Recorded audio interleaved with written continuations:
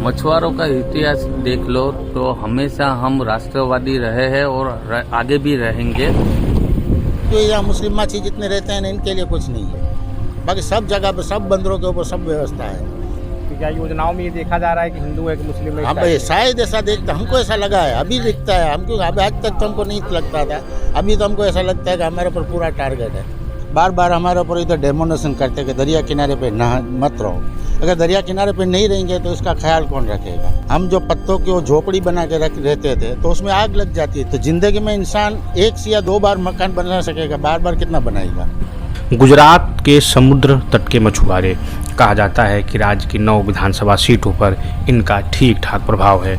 राज्य के 15 जिलों में इनकी मौजूदगी है और राज्य में मत्स्य कारोबार से लगभग 1.5 करोड़ लोग जुड़े हुए हैं, जबकि राज्य में समुद्री मछुआरों की संख्या 5 लाख से ज़्यादा है। कई सीटों पर तो ये समुदाय हार और जीत भी तय कर सकते हैं।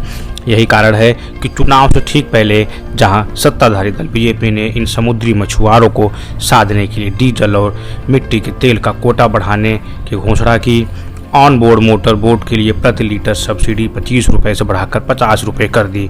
सरकार ने यह भी घोषणा की कि पेट्रोल से चलने वाली नावों को भी केरोसिन सब्सिडी योजना के तहत कवर किया जाएगा। वहीं कांग्रेस और आम आदमी पार्टी ने भी इस समुदाय को लेकर कई घोषणाएं की हैं, लेकिन इनकी असल दिक्कत क्या है, इनकी ज़मीनी दिक्कतें क्या हैं और इनकी मांगें क्या हैं, यह जानने के लिए एनबीटी ऑनलाइन की टीम ने द्वारका और पोरबंदर के मछुआरों से बात की और उनसे समझने की कोशिश की कि उनकी मुख्य समस्याएं क्या क्या हैं।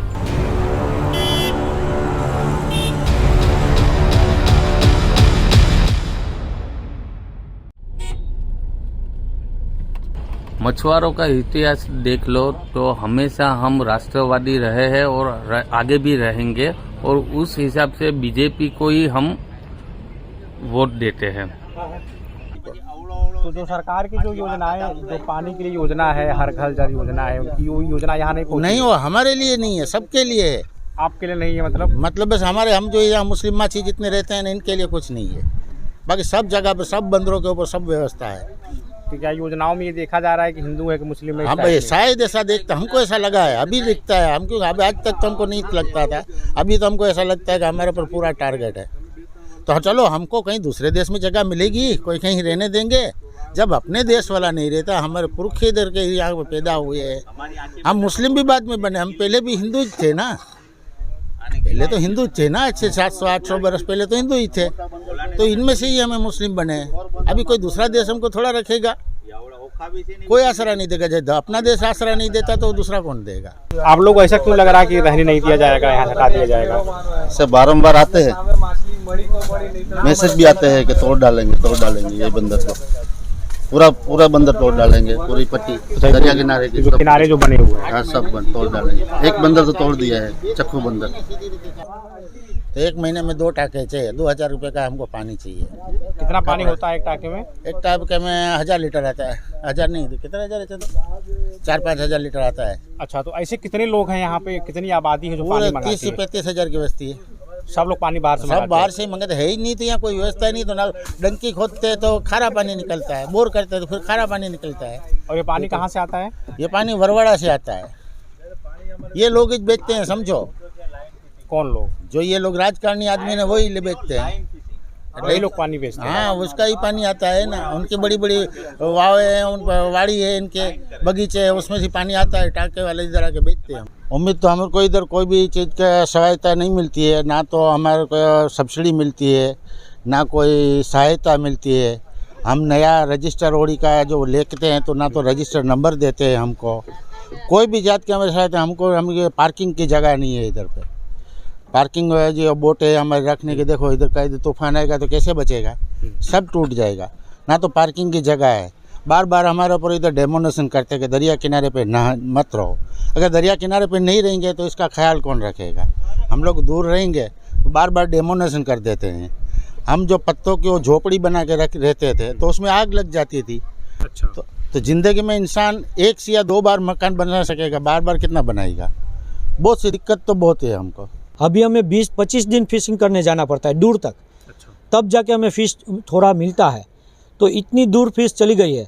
तो इसका बिग रीज़न ये है कि जो समुद्र में केमिकल युक्त पानी डाला जा रहा है, तो उसकी वजह से फ़िश अपने घर कहते हैं, समुद्र में उसका जो घर कहते हैं, वो छोड़ के दूसरे घर शिफ्ट हो गई है। तो यहाँ फ़िश अभी मिलता नहीं है। और वो फ़िश अभी कोई और कंट्री, अभी हमें सुनने को मिला है कि ओमान की ओर ये जो फ़िश हमें मिल रही थी, जैसे पॉम्पलेट, रिबन फ़िश, माकुल, स्क्विड, वो अभी और देश में मिल रहे हैं जो यहाँ नहीं मिल रहे इतने। पहले हमें बहुत बड़ी क्वांटिटी में मिलते थे, अभी हम यहाँ केजी में मिल रहे हैं थोड़े से। जो पहले मिल रहे थे उसका बहुत 10% 20% मिल रही है। 5 सालों से देखा जाए तो ग्लोबल वार्मिंग के वजह से दिक्कत आ रही है, ग्लोबल कंडीशन भी ख़राब हो रही है। प्लस जो अपना शोर एरिया है वहाँ पे जो केमिकल युक्त जो क्या फैक्ट्री का जो पानी रहता है वो समुद्र में छोड़ा जाता है। तो वो हिसाब से जो मच्छी जो समुद्र के किनारे आती है अपने बच्चे देने के लिए, वो वहाँ पे वो दे नहीं पाती क्योंकि पानी पूरा पोल्यूटेड हो जाता है। जो फिशिंग, हाँ, जैसे हम ह्यूमन बीइंग को ऑक्सीजन चाहिए रहता है, तो फिश को भी पानी में ऑक्सीजन उसी मात्रा में चाहिए रहता है। तो जो एरिया पे वो अपने सीड्स देने आती है, बच्चे देने आती है, तो वहाँ पे उनको जो ऑक्सीजन मिलना चाहिए वो मिलता नहीं, तो वो अपना जो शोर छोड़ के और दूर चले जाती है। तो वो हिसाब से फिश का भी कैच बहुत कम होते जा रहा है। वोट देने के वक्त जरूर ऐसी समस्या में को याद करेंगे कि जो डेवलप में जो कमी आई है, जैसे करो मछुआरों की बात करो तो डीजल प्राइस ज़्यादा है, महंगाई ज़्यादा है। इन सभी तकलीफ को मिला के भी हम जाएंगे तो बीजेपी के साथ ही जाएंगे, क्योंकि गवर्नमेंट स्टेप बाय स्टेप हमारी मुसीबत कम करने की प्रयास करती रहेगी। मछलियाँ दूर जा रही है। लास्ट ईयर का ग्राफ आप देख लेंगे तो थोड़ा हम लोग का मंथ ऑफ दिसंबर तक चला, पर ये हमारा स्टार्टिंग के सीज़न से हम लोग को खासा प्रॉब्लम होगी कि स्टार्टिंग के सीज़न से हम लोग को नेचुरल क्लाइमेटिस के वजह से हम लोग के हमारे बोट जो फिशिंग के गए थे वो कंडीशन ख़राब होने के बाद पूरे बोट वापस आ गए। तो वो हिसाब से वापस आने के हिसाब से जो डीजल का यूटिलाइजेशन हुआ वो ख़त्म हो गया। मतलब पूरा का जो डीजल हम लोग ने फिशिंग करने के लिए भेजा था वो पूरा हमको मिला ही नहीं, ऐसा टोटल वेस्ट हो गया है। सीजन कब से कब तक रहता है? हमारा अगस्त स्टार्ट होके मई में ख़त्म होता है। रोजी रोटी में बहुत ट्रबल होती है हम लोग को, और पेट्रोल का भाव इतना बढ़ गया है कि लोकल में जा रहे हैं, खाली आ रहे हैं सब होड़ी वाला में, और हमको परवड़ नहीं होती है। अभी सरकार ने कुछ दिनों पहले कहा था, हाथ प्रदेश सरकार बोली कि डीजल पे सब्सिडी देंगे और केरोसिन पे भी छूट देंगे, उसका लाभ मिल रहा है? कुछ भी नहीं मिला, सब बंद हो गया। ये डीजल पंप है, केरोसिन पंप है, सब बंद हो गया सब। इधर कुछ भी नहीं मिलता, लाभ मिलता ही नहीं हम लोग को।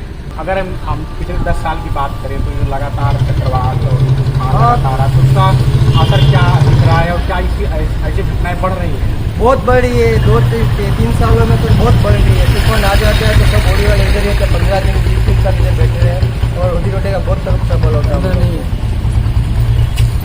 दरमियान जो नुकसान होता है आप लोग कमाई नहीं होती, तो सरकार की तरफ से क्या कुछ मदद देती? नहीं, मदद असर कुछ भी नहीं मिलती, कुछ भी मदद देने वाला कोई आते ही नहीं है। और इधर सुना बुलडोजर भी चला है, उस पर कुछ क्या? हाँ, बुलडोजर तो झक्कू में चला, इधर नहीं चला है। क्या इधर चलने वाला है वो पता नहीं है सर हम लोग को, कभी आएगा नहीं। किस तरफ चला है जरा बताएं? और झक्कू में चला है। डर का माहौल चल रहा है, डर का माहौल। डर का माहौल चल रहा है इधर कि भाई आएगा तो ये बुलडोजर आएगा, डेमोलिशन आएगा तो सब मार डालेंगे, ऐसा बातें हो रही है, आया नहीं। पेट्रोल की कीमत ज़्यादा है, पेट्रोल डीजल की, इसमें कोई सब्सिडी नहीं मिलती। लेकिन सरकार ने तो कहा है वो सब्सिडी दे रहे हैं, वादा करते कोई देते हैं नहीं। वादा करते हैं। और किस तरह की समस्याओं का सामना करते हैं आप यहाँ समुद्र किनारे रहते हैं? रिक्स में जाते हैं। तो एक साल 10 आदमी मर भी गए थे। इधर कोई पूछने भी नहीं आएगा तुमको कुछ देंगे हम। नाव टूट जाती है फिर भी कुछ नहीं, जान हानि होता है तो भी कुछ नहीं मिलता है। हमको इधर रहने देवे वो मांगे हमारे, तो हमारी रोजी रोटी चलेगी। मुद्दे इस इलेक्शन में पहला तो हमारा जब सब आगे भी बोल चुके हैं कि डीजल हमारा जो मेन है, हमारा जो रोजी रोटी का जो हमारा मेन कंजप्शन है वो डीजल का, बोट का जो है, जो हमको बहुत हाई रेट में मिल रहा है। जो हाई रेट के वजह से हमको हमारी जो फिशिंग है उसमें बहुत फिश का जो कैच है बहुत लो हो गया है। तो हम लोग को जो डीजल का जो कंजप्शन है, हमारा मार्जिन वहाँ पे पहुँचता नहीं है। इसके हिसाब से जो हमारे आप पीछे सब बोटें देख रही है उसको सब अभी बंद करके मछुआरों को जो है उनके क्रू, उनको हम लोगों ने घर वतन भेज दिया है। क्यों भेज दिया है? क्योंकि जितना डीजल का हमारा यूटिलाइजेशन है उसका हमको कैच नहीं मिल रहा है, तो हम लोग का डीजल का जो मेन हमारा अमाउंट है वही नहीं हो रहा है। यूपीए सरकार में तब 20 लाख की बोट बनती थी, तो 11 लाख हमें सब्सिडी मिलती थी। 20 लाख की अगर मैं बोट बनाऊंगा तो 11 लाख की सब्सिडी यूपीए सरकार में फिशरमैन को मिलती थी। तो वापस वो लोग ने कि अपनी बोट तो चली गई, पर सरकार वही बोट पे हमें दूसरी बोट बनाने के लिए इतनी मदद, इतनी सहाय कर रहे, तो हम लोग बनाते थे। पर वो जैसे यूपीए सरकार गई तो वो स्कीम भी बंद करती, लास्ट में बंद कर दिया। तो अभी एनडीए सरकार में हमने डिमांड रखा है कि आप ऐसे ही अभी की कीमत लगा के फिशरमैन बोट मालिक के लिए भी ऐसी कोई स्कीम लेके आई है, जैसे वापस वो बोट मालिक अपनी नई बोट बनाए और वही रोजी रोटी उसके भी परिवार उस पर उसका भी गुजारा हो और उसमें काम करने वाले हर एक आदमी का भी गुजारा हो, और उससे देश को भी जीडीपी में बहुत बड़ा हिस्सा है फिश का, जो विदेशी उद्यामन में। और सबसे बड़ी बात यह है कि मछुआरे का जो कामकाज है, फिश इंडस्ट्री कहते हैं ना, उसमें जैसे कृषि में सबसे ज़्यादा जो नौकरी अपने रोजगारी मिलती है वो कृषि में मिलती है। तो दूसरा नंबर हमारा माछीमार फिशरमैन का है कि उसमें सबसे ज़्यादा रोजी रोटी मिलती है। कितना टर्नओवर होगा आप लोग का? टर्नओवर तो सालाना अभी लास्ट ईयर ही अभी देखा कि फिश इंडस्ट्री का बहुत बड़ा टर्नओवर हुआ है, तो वो तो एमपीडा उसमें सब में रहेगा। और चुनाव के टाइम पर सब कुछ बोलते हैं, ये कर देंगे वो कर देंगे, तुमको ये जटी बना देंगे, फलान बना देंगे, पर लगभग रहने भी नहीं देते इधर। खाली हमको रहने दे, उन्हें सुख से रहने दे। ना तो कोई हमको लोन मिलता है, ना तो कोई केरोसिन के ऊपर के पेट्रोल के ऊपर के डीजल के ऊपर ना कोई सब्सिडी है। अभी आप बता रहे थे कि पहले पत्तों का घर बनाते थे या लकड़ी घर बनाते थे, तो इधर का हमने 2-4 सालों में देखा कि प्राकृतिक मार बहुत है, लगातार तूफान आ रहा है, तो उसका क्या असर पड़ रहा है? बहुत तूफान का में बहुत असर पड़ता है ना। वो झोपड़ी बनाएंगे, झोपड़ी में बना के रहेंगे तो टूट जाएगा। ये होड़ी भी इधर तूफान जब आता आ जाता है, देखो इधर पार्किंग रखने की जगह है कोई कुछ नहीं है, यहाँ तक मोजा आएगा बराबर। तो सब हमारी होड़ी बुड़ी टूटता है, बहुत सी होड़ी टूटी हुई पड़ी है उधर बारह के अंदर, तुमको देखना है तो 2-2.5 लाख का हम होड़ी लेते हैं, तो ये टूट जाएगा तो हम क्या करेंगे? होड़ी मतलब नाव? ये नाव जो है हमारी, हाँ छोटी बोट है इसको, छोटी बोट, हाँ अच्छा। वो बड़ी बोट नहीं है। बड़ी बोट तो चलो ओखे में रहती है, बड़ी बोटें भी हमारी थोड़ी बहुत है इधर, तो वो भी हमको उधर रखना पड़ता है ओखा में। तो ओखा में दूसरे आदमी ना हमारे को हमको नहीं रहने देते, वो उधर तकलीफ पहुँचाते हैं। क्या मौसम में जो बदलाव हो रहा है, जो लगातार तूफान रहा है, इससे कमाई पे असर कुछ पड़ रहा है? अगर हम कैसे थोड़ा सा अगर हमें कुछ बता पाएँ। बहुत कमाई में तो बहुत ही असर पड़ता है। पूरे 8 महीने सीजन होती है, 8 महीने के अंदर हम 2 या 3 महीने धंधा कर सकते हैं, लेकिन तूफान में बैठा ही रहना पड़ता है। ब्याज के ऊपर लेके जो बच्चों के ऊपर पहले ज़माने के अंदर जो दागीने बनाए थे रख के ब्याज के ऊपर रोटी खाते हैं हम लोग। ब्याज लेकर काम करते हैं? हाँ ब्याज करते हैं, क्या करेंगे। सरकार की तरफ से और कुछ कोई योजनाएं हैं आप लोगों के लिए? एक भी योजना ऐसा बता देवे, कोई ऑफिसर आके हमको बता देवे इधर हमने ये इनको फायदा दिया, जान हानि का भी नहीं देते कुछ भी। आप लोग यहीं के रहने वाले हैं? हाँ यहीं के रहने, मूल निवासी? हाँ यहीं के। हमारे आधार कार्ड, हमारे सब बच्चे पैदा यहीं पे हुए हैं। 41 बरस से तो इधर है हम लोग। जो और योजनाएं हैं सरकार की, जैसे जो आवास बनते हैं, क्या उसका लाभ मिलता है आप लोग? नहीं, किसी जात का हमको लाभ किसी जात का नहीं दिया। वो आप हम लिख के दे सकते हैं, कोई भी फायदा हमको इधर नहीं पहुंचाया। सिर्फ बातों के ऊपर है, ना तो आवास योजना का है ना ये दूसरा तो सब छोड़ो। ये जो हमारी बोट बनाते हैं, कम से कम इसका रजिस्टर नंबर हमको देना चाहिए कि नहीं है? देना चाहिए कि नहीं? तो वो रजिस्टर नंबर नहीं देते, इसके ऊपर से हम जो चलाने के लिए तो पैसा दे के कुछ काम चलाना पड़ता है। लेकिन जो सरकारी आंकड़े हैं वो तो कहते हैं कि लगभग 30,000 से ज़्यादा नावें रजिस्टर्ड हैं, तो क्या आपने कोशिश किया इसका रजिस्ट्रेशन कराने के लिए? बहुत कोशिश में सब कुछ किया है हमने, जहाँ तक के हमारी पहुँच सकती थी वहाँ तक हमने किया है। एक बात और बता दीजिए, कितने आप 70+ आपकी एज है, इतने सालों से मछली पालन कर रहे हैं, मछली पकड़ रहे हैं आप समुद्र में जाके, कितना रिस्की है और ये काम कितना कठिन है? रिस्की तो बहुत है। देखो ये आज से 2 साल पहले हमारे 10 आदमी मर गए थे। 10 आदमी से तूफान जब आया तो 10 आदमी में, दर साल 1-2 आदमी का तो होता है नुकसान। तो ना तो हमको कोई सरकार इसका फ़ायदा देती है, ना कोई हमारे रहम खाती है।